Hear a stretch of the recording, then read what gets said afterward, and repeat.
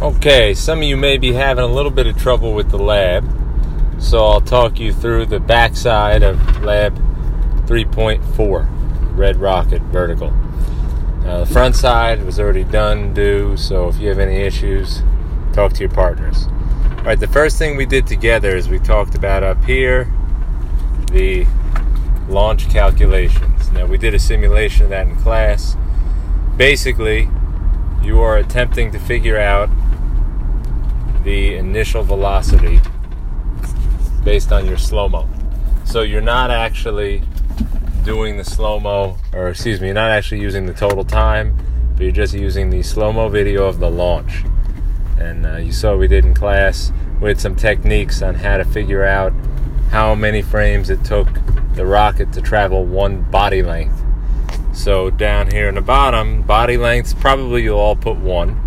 And the distance, depending on which class. I think one class we picked 38 centimeters, which is 0.38 meters. Another we picked 37, so 0.37 meters. Then you counted the number of frames. You did this for low, medium, high, super. If you haven't, you need to. And you count how many frames it takes for the rocket to move that one body length. This will require estimation. You're going to have to estimate to the nearest tenth of a frame. It is highly unlikely that your rocket will move exactly one body length over 3 frames or 4 frames. Probably the easiest way to do it, just put a piece of scotch tape on your phone, put a little pen mark even with the tip of the rocket, and then coach my video, frame advance, until you pass that one body length. Alright, so once you have that, you can turn your frames into time. The conversion is with the 240 frame rate. So it will probably be somewhere around 3 to 4 frames, and then you'll end up dividing that by 240, and that will give you your time.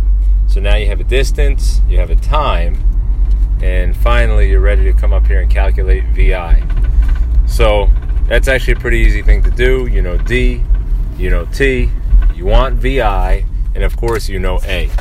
This is a projectile, so its acceleration is that of all projectiles. Remember, we're only counting once the rocket has actually already left the piston for the launch. Some of the classes you saw, I talked about doing an estimate. Because the time frame is so short, you can estimate your VI to be equal to V bar and do a slightly shorter equation. Either way, it works. So you'll do this 1, 2, 3, 4 times. If you're one of those groups that's lucky enough to have maybe the high and the super at the same time, or the same number of frames, well then, there, just copy your calculation. Anyway, here, calculate the average acceleration of your rocket on the piston during the fastest launch.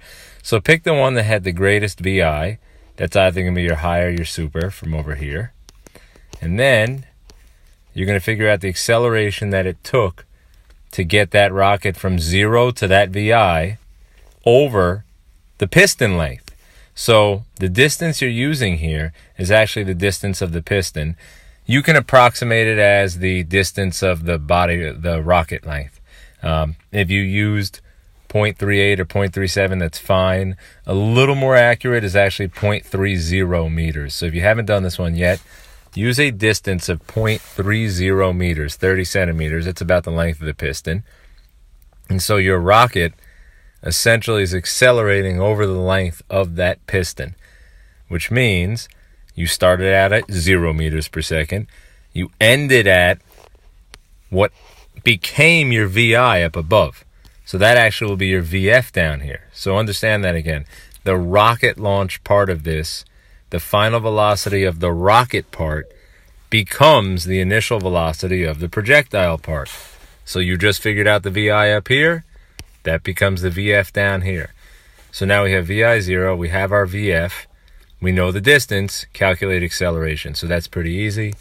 That should be good to go. Your acceleration, don't be surprised, will be quite extreme. This is part of the reason we don't put body parts over the launch pad. Then come down, put 4 sources of error. The space on the right is for suggestions on how to improve those. And that'll be it. We'll hand it in first thing tomorrow.